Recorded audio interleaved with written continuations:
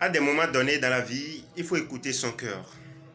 Il y a toujours une voix interne qui nous parle à l'intérieur, qui nous dit ce qu'il faut faire dans certaines situations. Très souvent, notre connaissance, notre capacité ou bien notre connaissance dans un domaine particulier ne nous permet toujours pas de réussir dans certaines situations.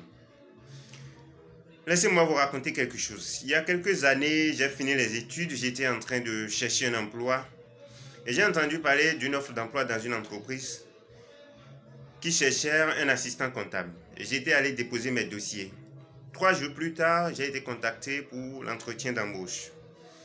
Quand j'étais parti, à ma grande surprise, j'ai trouvé plus de 40 personnes assises en train d'attendre le directeur pour l'entretien. Je me suis dit, waouh, est-ce que je suis vraiment prêt pour réussir à cet entretien avec toutes ces personnes? Et quelques minutes plus tard, on a démarré l'entretien d'embauche. Pour des questions de comptabilité, plus de 35 personnes ont été éliminées. Il restait 4 personnes, y compris moi. Et nous avions commencé, le directeur a un peu de mal à éliminer les 3 personnes parce qu'on cherchait un seul assistant comptable. Plus de 40 personnes sont venues et maintenant il reste 4 personnes. Donc il faut éliminer le reste pour qu'il reste une seule personne. Alors, le recruteur a commencé à poser des questions qui sortent du domaine de la comptabilité. La première question était, est-ce que vous êtes un homme honnête? Chacun de nous a répondu oui. Est-ce que vous dites la vérité? Oui. Et la troisième question que le recruteur a posée, c'est, est-ce que vous avez jamais volé dans la vie depuis que vous êtes né? Est-ce que vous avez jamais volé dans la vie?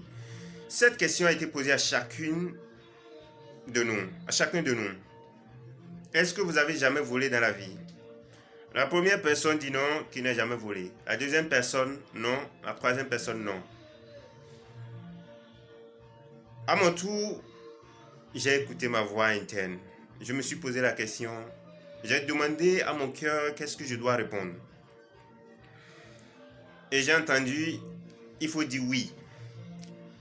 Alors j'ai dit au directeur que oui, j'ai eu à voler dans ma vie. Il a dit, waouh, c'est intéressant. Donc vous êtes un voleur.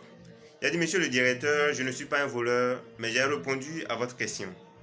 Alors, il m'a demandé à quelle occasion vous avez volé et quand est-ce que vous avez volé.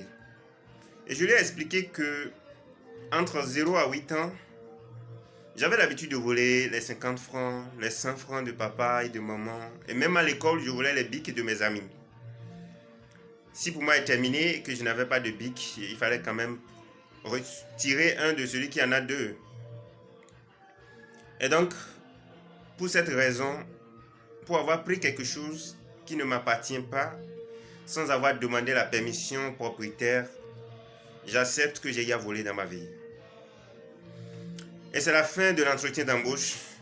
J'étais la seule personne qui a été retenue pour ce poste.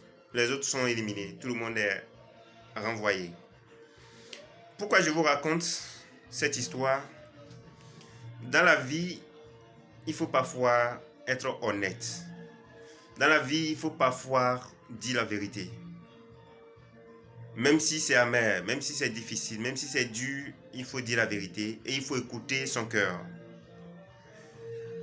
Ce que nous connaissons, si c'était seulement mes connaissances en comptabilité, j'allais échouer à cet entretien d'embauche.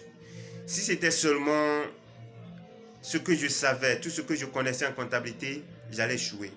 Mais à un moment donné, j'ai écouté mon cœur.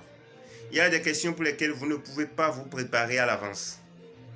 Et nous rencontrons ce genre de situations un peu partout dans la vie. Chaque fois que vous êtes devant une situation compliquée, calmez-vous, concentrez-vous et écoutez votre voix interne. Elle va vous parler. Voilà le message que j'ai à partager avec vous. J'espère que vous avez aimé. Si vous avez aimé, n'oubliez pas de liker, abonnez-vous à ma page et on se revoit dans la prochaine vidéo.